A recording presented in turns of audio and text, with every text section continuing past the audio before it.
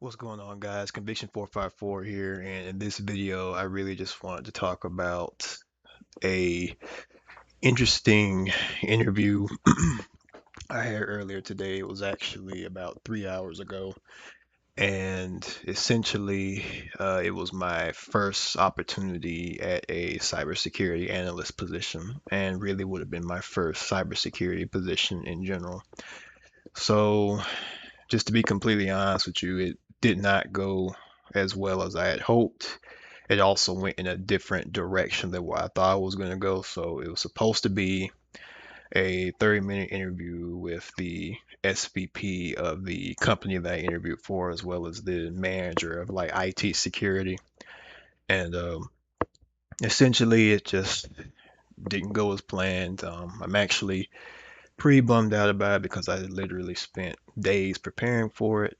Um, it was a good mix of both operational and technical questions. They asked me about like this, they asked me to read this CVE that I just really I struggled with just trying to interpret what was actually going on in the CVE, to be completely honest with you.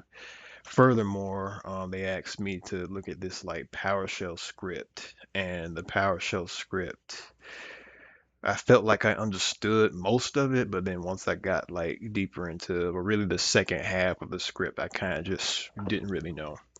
And so because of that, there was obviously the technical gaps. Like when it comes to like any sort of IT, cybersecurity, any position like that, there's usually going to be some sort of technical gaps when you're interviewing for a position that you haven't really worked before. And so that's just how I am. Like when I don't do well on the technical portion, it really gets to me. And so between that and a bunch of other things that I've been going through in my personal life, it's really just, I don't know, it's taking its toll today.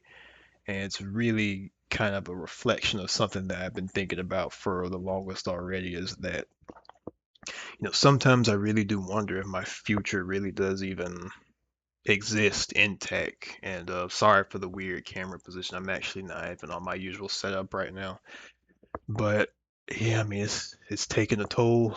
Um, and the funny thing about it is like, beyond just preparing for 3 days for this particular interview, I've also done home labs, I've got certs, I've done hack me, I've done all sorts of different things to try and prepare for this. And this, as soon as I get the opportunity to actually show that, it just came off as, you know, not the way that I wanted to. So I would say it's really the just the stuff that I haven't really gotten exposure with, like reading CVEs, certain things in PowerShell and certain operational things. I feel like I really could have answered and delivered a little bit better. Um, I don't want to get too specific, but it's, if I guess, if anything else, for anybody that does decide to watch this, I hope this gives you some sort of insight as to what to expect in these interviews, because there's a lot of people trying to get into the industry right now, obviously including myself. I mean, I went to school for IT with a concentration in cybersecurity, learned a lot of different things, but it seems like next to none of it really had any sort of real world application to it. And so that's a little bit frustrating. And it's just, I think the biggest thing for me is just maybe I've been spending a little bit too much time specifically um, trying to just make it into cybersecurity. Like maybe I've been working on the home labs too much. Maybe the time I've spent going after certs. I mean, just thinking about it now, between 2024 and now, I've gotten my CCNA, my AZ-104, my CISA Plus. I got AZ-900 before 104, and then I've got my SC 200. So that's 5 certs since 2024 that I spent months studying for, paid hundreds of dollars for. And then on top of that, I have a whole SOC lab that I've talked about briefly on this channel, where I got a bunch of different endpoints, and I've got a Kali Linux box, Metasploitable VM. I've got Splunk deployed, Wazoo deployed. I've got Microsoft Sentinel, my own Azure tenant, And I've just done all these things, and for some reason, it just, well, I guess I know the reason. It's just I'm not ready, obviously. Even though I felt like I was, at least, I guess they're, what they say about there not really being any entry level cyber. Maybe that's just true. And I don't know. It's I've been in this industry for a while now, specifically IT, not necessarily cybersecurity, and I'm at the point where the changes in the industry are so widespread that it feels like I don't really know which direction to go at this point because, even just trying to get like a systems administrator role, you go into the interview goes well, and then for me personally, I've had a few roles already that were kind of labeled as systems administrator roles where they promise you'll get exposure to like infrastructure, project work, stuff like that. Then you come in and you just do like desktop support, which I'm personally trying to move away from and have been trying for years now. So I don't want this to turn into like a full blown like 20, 30 minute rant.